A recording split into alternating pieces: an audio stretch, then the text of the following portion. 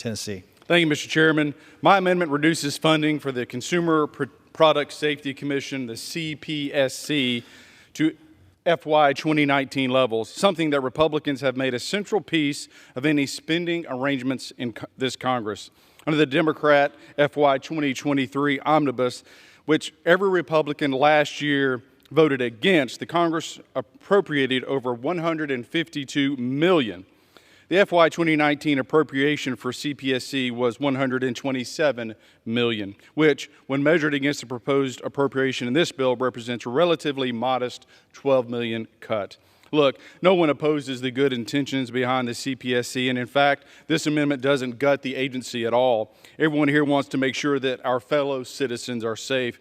However, it is fair to say that the CPSC has certainly gone well beyond basic consumer protection. Earlier this year, the CPSC indicated that they plan to take up action on banning gas stoves. Obviously, that effort failed, but the fact that the CPSC even considered taking action on gas stoves because, heaven forbid, American people feed themselves is an indication of just how far this agency has gone off the rails. If an agency can regulate indoor air, what can't they regulate? I reserve. Gentleman reserves. Anybody seek time in opposition? Gentleman from Maryland is recognized. Gentleman is recognized.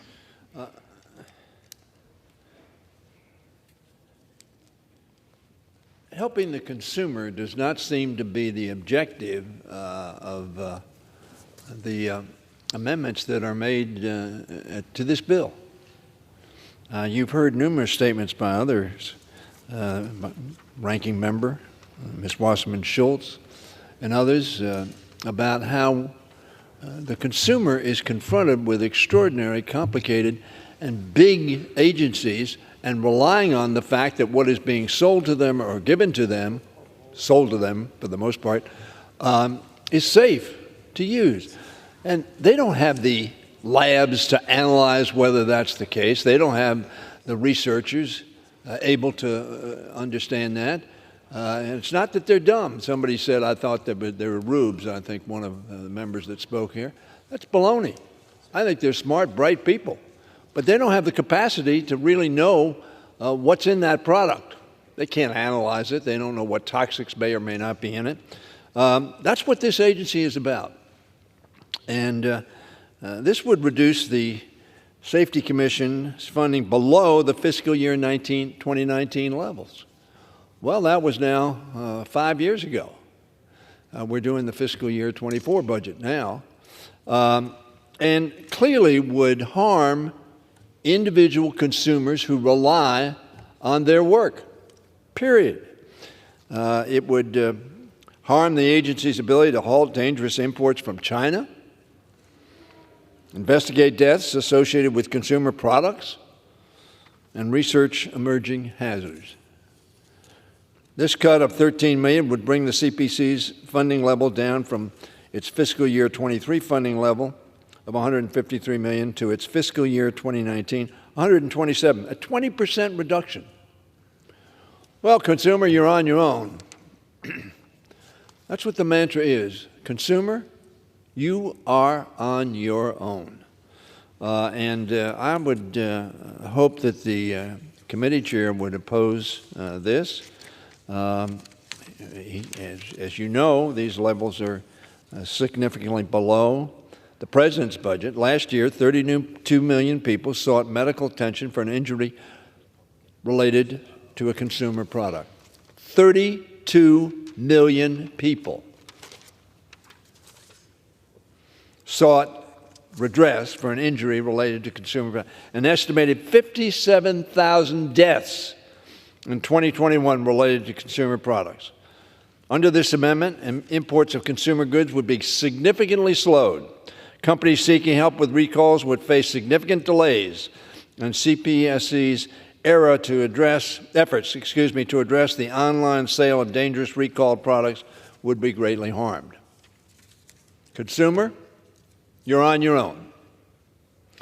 That's unfortunate, because the consumer, we call constituents, our fellow Americans, they need to have confidence As they need to have confidence in the banking, they need to have confidence in products that are sold to them. So they have the confidence to buy them, to let their children use them, to have them present in their homes and in their businesses, and yes, even in their cars. So I would urge us as protectors of consumers, not Republicans and Democrats, but as people who want to protect consumers, to reject this amendment. I reserve. Reserves, gentleman from Tennessee.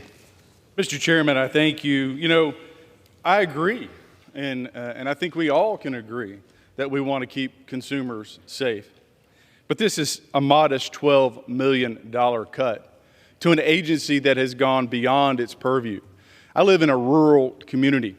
I live back in a valley on top of a hill. And on occasion, we have ice storms. And so having a gas stove is important to me and my family.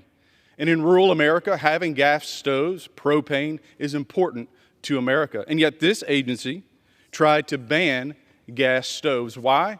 Because they're driven by a political agenda far beyond their mission statement of keeping Americans safe. This is why we need a modest cut to a rogue agency to send them a message to get back on track to do your job and quit pushing the woke Biden administration's agenda. I reserve.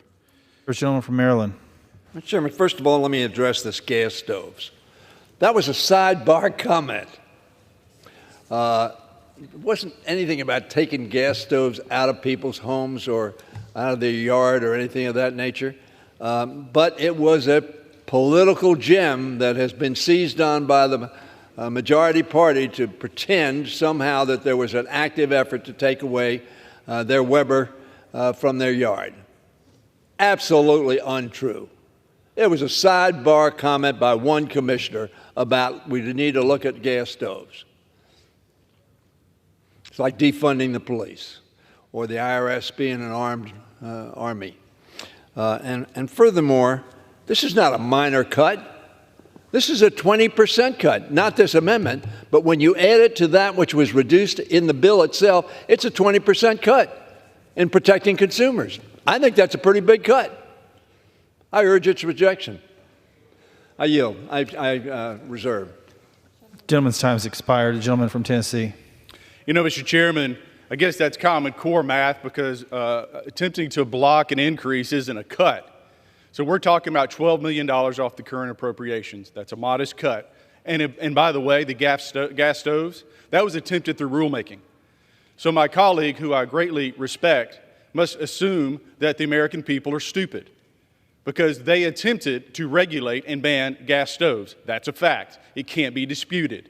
And so I'm appalled that that was even mentioned, whether it be in passing. That being said, it should be noted that 2 Democrat presidents reduced the size of this agency's budget, both Carter and Clinton, at a time when bipartisan support was there for fiscal restraint. That's what we're asking for. That's what we should do. We should send them a message that enough is enough. I reserve. Gentleman reserves. Gentleman has the only time remaining. Mr. Chairman, I would urge adoption. We are in a crisis in this country. Our southern border is overrun. Spending is out of control. Agencies have gone woke. This president has failed us. It is time we get our fiscal house in order, and I urge adoption of my amendment. I yield back. Gentleman yields. The question is on the amendment offered by the gentleman from Tennessee. Those in favor say aye. Aye. Those opposed, no. In the opinion of the chair, the ayes have it. The amendment is agreed to. Vote. The gentleman has requested a recorded vote pursuant to Clause 6 of Rule 18. Further proceedings on the amendment offered by the gentleman from Tennessee will be postponed.